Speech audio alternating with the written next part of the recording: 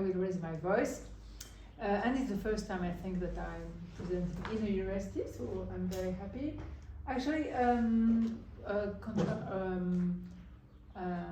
will not do as my colleague. I will present combination of various thoughts and researchers, not one dedicated research on a specific territory. Also, I might have a lot of questions because we have for our European Horizon Europe project currently a research in Marseille, and I just had the same discussion about this climate refuge in Barcelona 2 days ago, maybe with Julia Hidalgo. I don't know if you know her, but we will we'll discuss that very soon. Okay, so I wanted to emphasize some links and some interplays between city urbanization and climate change, and also the part played by social science in these debates. I'm not a geographer, but rather a sociologist, but I think it's mostly about interdisciplinary debates that I'm going to discuss now. And also it's more open questions that I would like to discuss with you, that close passes to think about this great dérangement, as Amitav Ghosh is calling climate change issues. Great disturbance, the great disturbance of the world, and I think it raises so many intellectual questions. Of course, not only intellectual but also emotional, etc. That for me it's more, and it's also a new topic for me, more or less. So I think it's commonplace to locate the debates on climate change between adaptation and mitigation, and recently in the last COPs on losses and damages. Okay. We have been undertaking 2 different books. It's recent interest for climate change. I mean, not interest, but research. The first one was done when I was staying in Cairo in a French research center called the CEDEJ. It's a CNRS center, and it's a collective book called Middle Eastern Cities in the Time of Climate Change. And it's completely online, so you can access it. I will maybe give the line. It's on openedition.com. And the other one, it will be online in a few times. It's edition du CNRS. It's called Les Sociétés face aux défis climatiques. So it's not exactly the same attempt, but in both cases, it was really trying to capture a kind of field of research around these new topics. In the first case, it's very interesting to see and to notice that there is no books on climate change in the Middle East. I mean, I will not say it's the first one, but almost. There is researchers in dedicated, very specialized journals, generally by physicians, oceanographers, hard science, but not on social science. And in France, there is, as in Europe, I guess, many researchers now in social science, but no attempt to have a first glance at what is produced, how does it speak, how different disciplines speak to each other in terms with this renewal of interest for climate change and its challenges.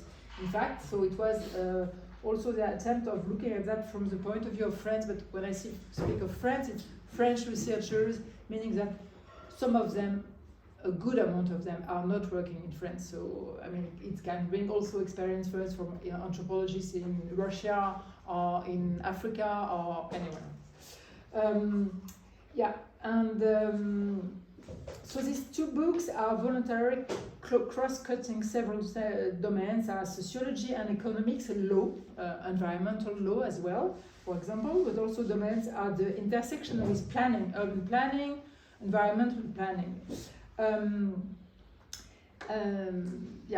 And as we are more and more speaking about decarbonizing the economy and the society, it interrogates the meaning of these 2 paradigms in the Middle East and also in France, from the pathos and perspective as well of civil society actors, not only from the states, from international agencies and various categories of researchers.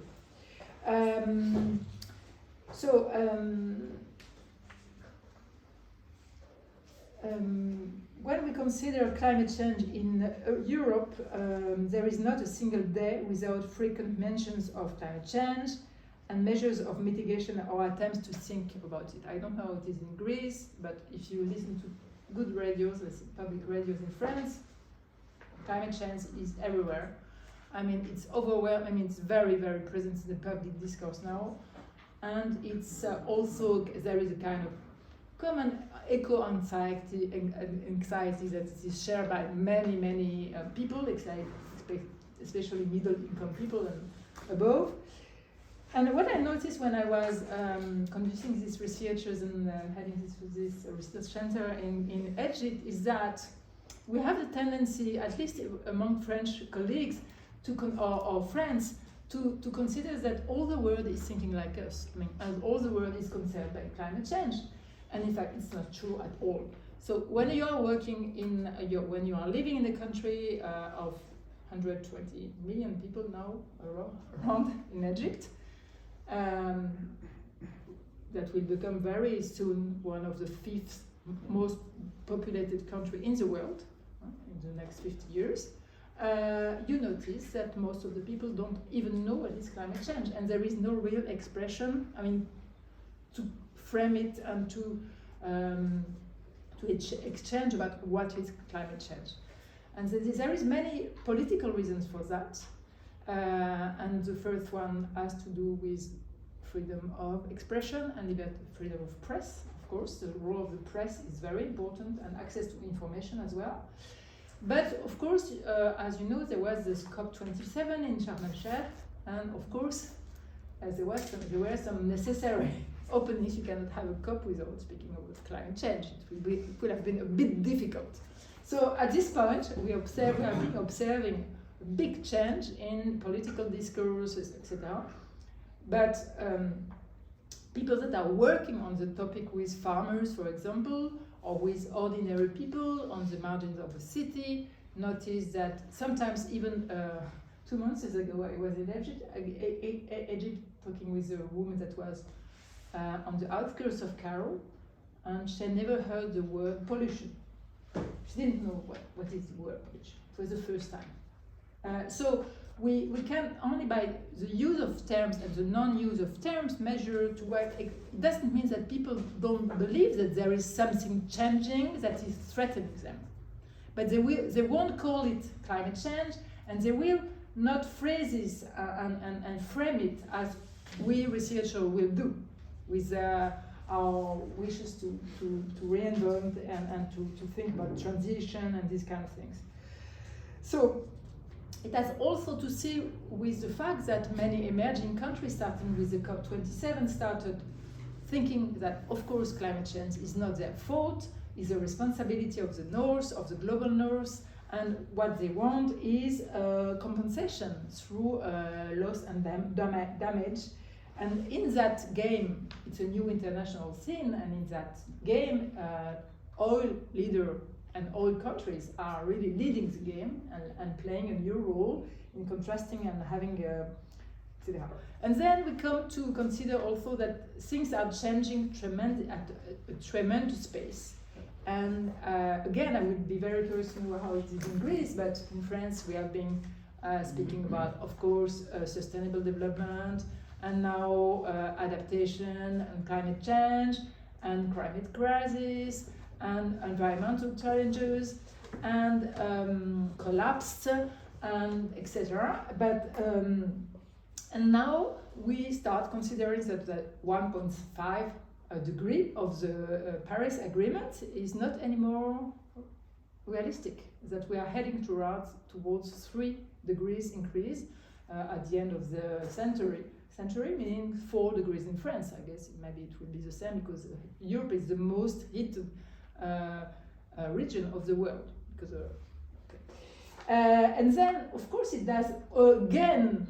It's very interesting because nearly every 3 months there's a change of paradigm because we don't know where we are anymore. I mean, and there is, we see in Paris that there is a growing climato-denialism, especially in North America and in the in the USA, that is also very, very active to deny the responsibility of Europe precisely and of the rich states in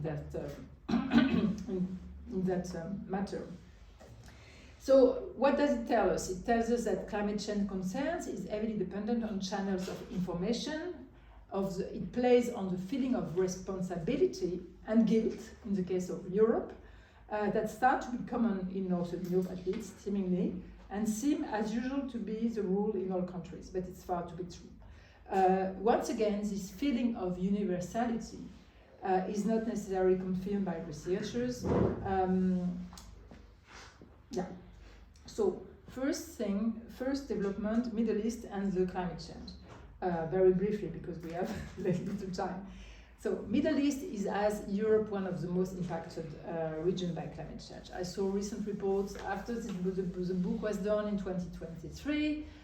It's very clearly stated that the impact is incredibly strong, especially in terms of heat, tremendous augmentation of heat in summer, long periods of, basically 4 months above 40 degrees. Like in Saudi Arabia. In fact, most of the countries, neighboring countries, now start to have the same climate as the Gulf countries. The region is also affected by fast floods that we have also in West Africa during the monsoon period, but that are more striking and more impacting since 20 years. With people dying 2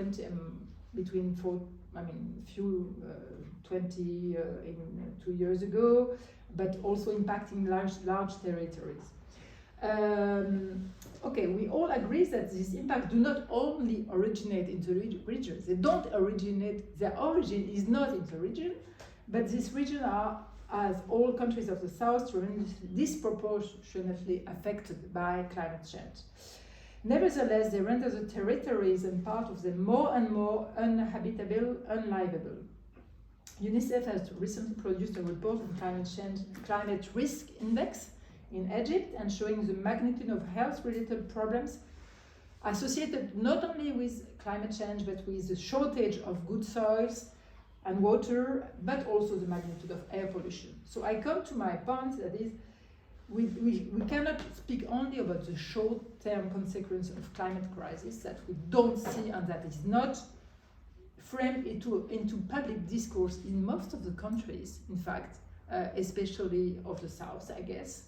But we speak about specific phenomena like rising temperatures and flash floods, and also imprevisibility of the weather that is clearly hitting everybody.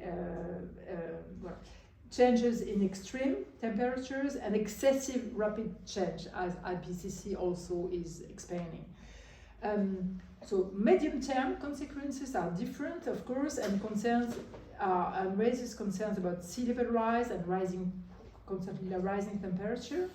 The delta of the Nile delta is supposed. There is different types of provisions, but between 10 to a third of the Nile Delta region should disappear within the next 50 years. And that, when you hear that it's maybe not more than 2 years that people start to discuss that. It's a very, very recent concern. So the discovery is that climate change has altered many ecosystemic elements, but as Jack is explaining, but is also parallel and intertwined by many other anthropogenic threats. For example, we have underestimated the difficulty to reduce land consumption. What hits directly people, it's heat, of course, and flash floods, but it's the constant erosion of availability of land because of over-urbanization. And that is completely, not completely, but it's very, very difficult to find discourses and perspectives that articulate climate change with the tipping points of the IPCC, biodiversity, water, etc., and also our constant trend, human trend, to continue as business as usual, in particular in the field of urban development, and especially in countries that face a huge demographic growth and that are run by mostly rentier economy. Most of the investments continue to be in urban development. Today, Egypt, for instance, is a good example, has the highest rate of vacant home, highest rate than China. Means, according to one of research called Yahya Shawakat, it must be between 30 to 40% of all housing stock that is vacant. And it means that most of the current development, urban development, is done. It continues to be done, to be forged and erected for people, for nobody, in fact. And we know Ahmed Zaza, that was here visiting the colleagues recently, says that in Egypt, building sector is contributing to 40% of GHG consumption. So there is a clear link that is completely understated between housing development, urban development, what I call frenzy urban development, and the continuation of the problem and the amplification of the problems that leads ultimately to accentuate climate change troubles and disrupts it more than troubles, but that are more impactful on the life of people today than climate change as such, in fact.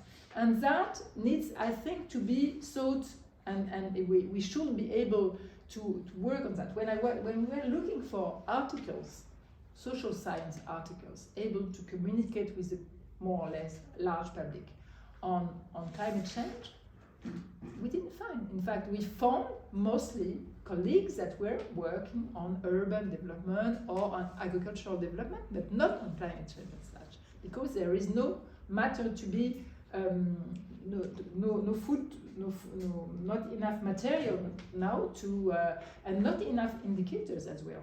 Because considering a problem as a public problem means that supposes that you have some indicators. But in many countries, there is a lack of means. This is not the case for Egypt, but a lack of willingness maybe to have these indicators. And so, one of the main issues that is also raised here and that I wanted to underline, maybe you can go to the next slide, to the next one, is, we don't see anything. You can move maybe the screen or the Are you doing super? Zoom in. No, take Panayota a bit down. Yeah. Yes.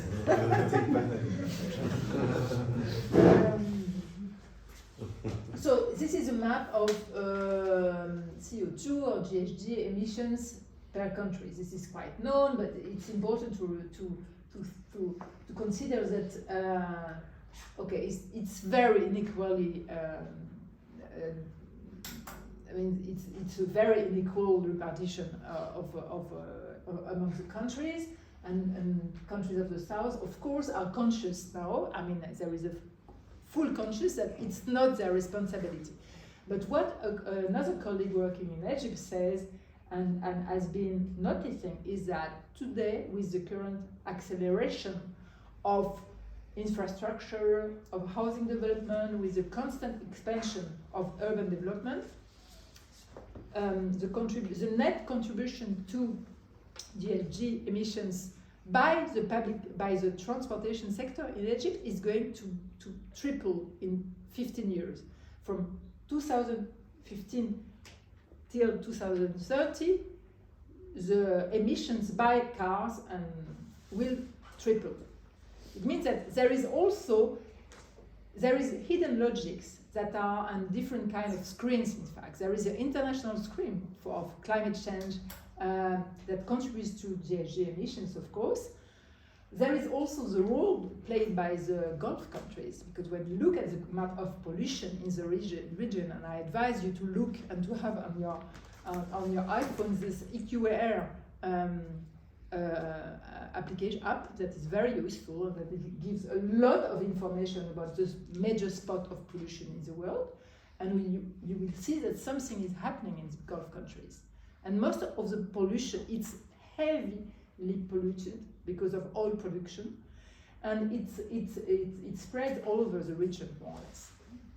Then there is a third factor, is that this international scene of production of carbon is hiding the fact that emerging countries, I don't speak about low-income countries, I speak mostly about emerging big countries like Indonesia, of course, Egypt, etc., Nigeria, are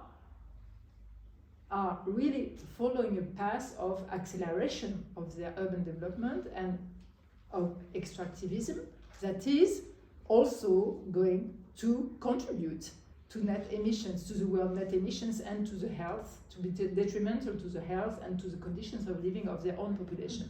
And that is not spoken very often.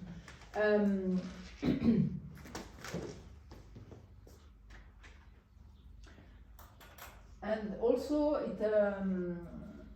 I mean, there is no time to develop, but I wanted to raise a parallel between this is a map that has been done for another book that I've been coordinating, that I've been writing actually not coordinating, the relation between the 150 largest metropolis in the world and the 150 first agglomeration according to net wealth, which is completely different. You see, it's not the same geography.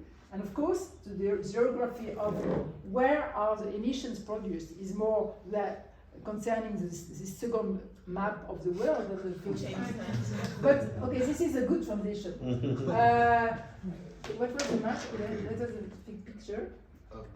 This one. No, this one doesn't. I mean, just to maybe you can go down first. I will explain maybe later on.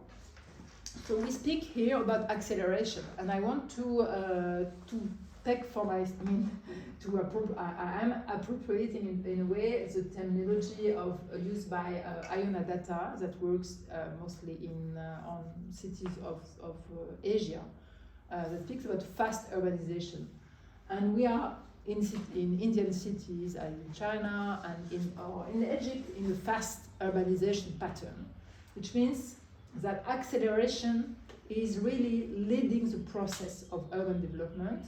It's true as well for some countries of Europe and for some special events or big metropolis. We can speak about a bit about the Olympics, of course, in Athens or in Paris. Now we see this acceleration clearly every day, but it's really located, I mean, around a specific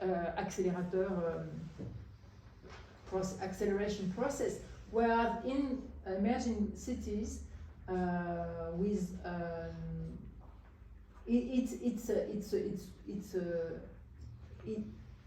it takes us every part of the reality of the people. So one example is the example of trees. It's a very simple example. We are in Cairo, which is one of the less green cities in the world.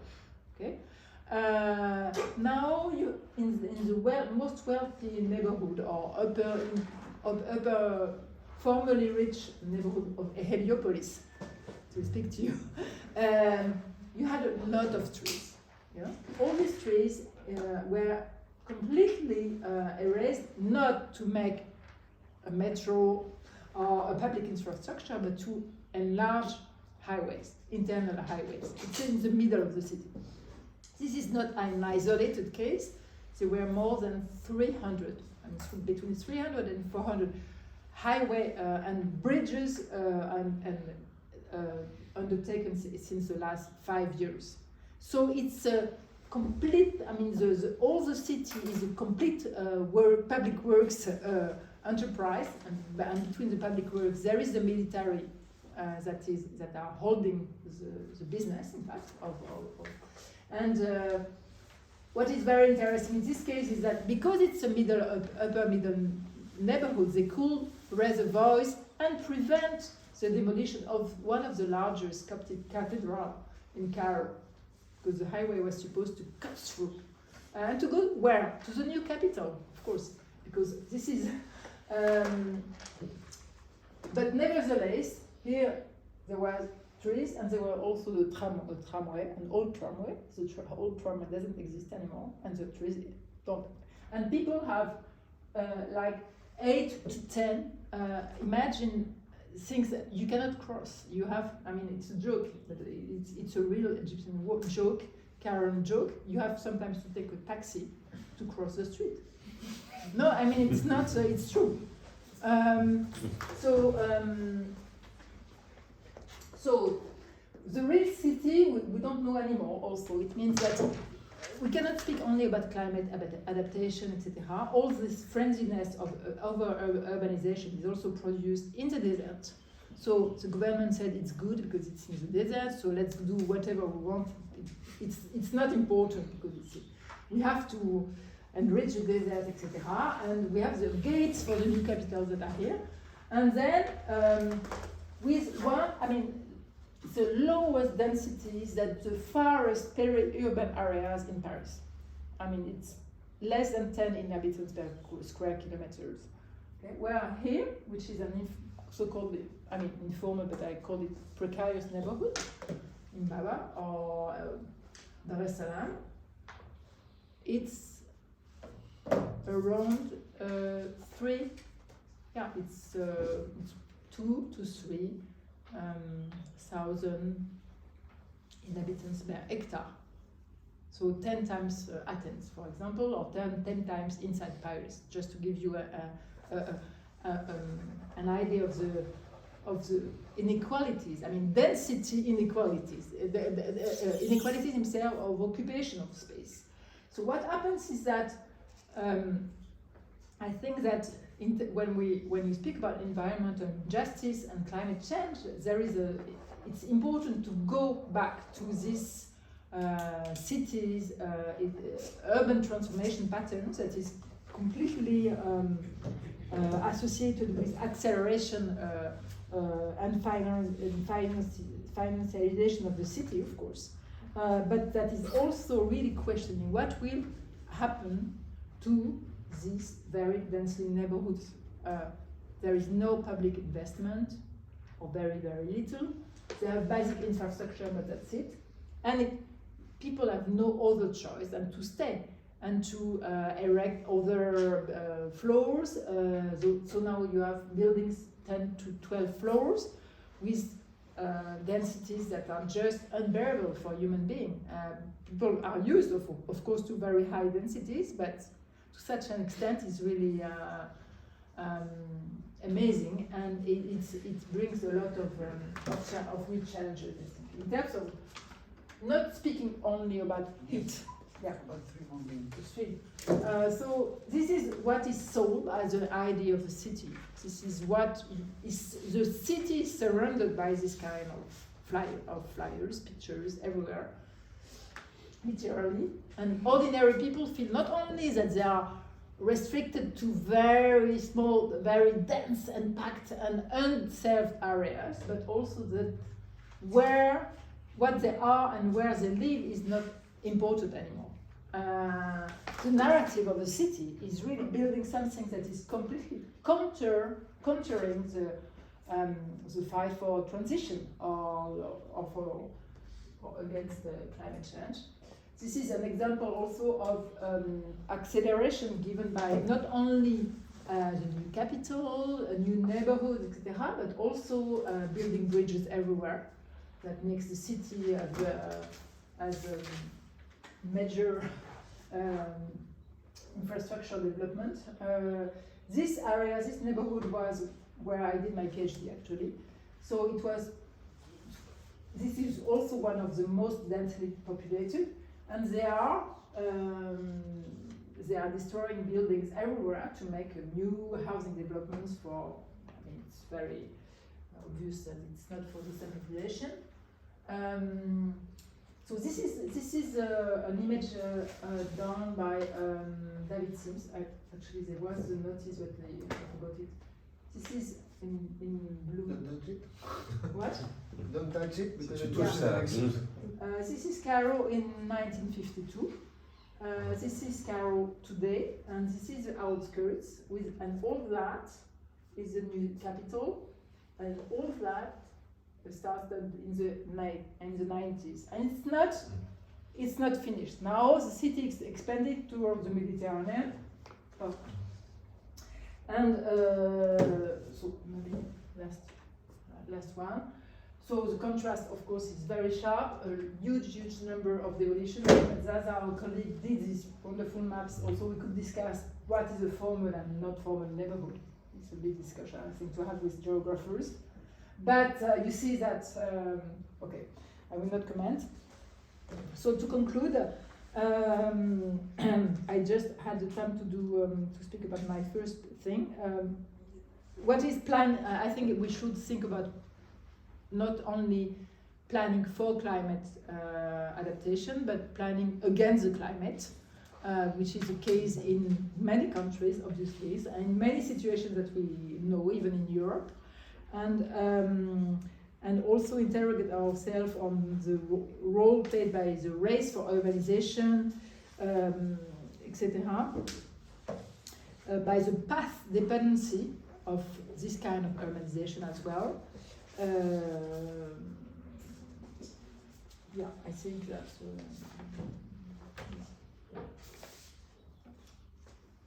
Yeah, we can keep the discussion. Thank you.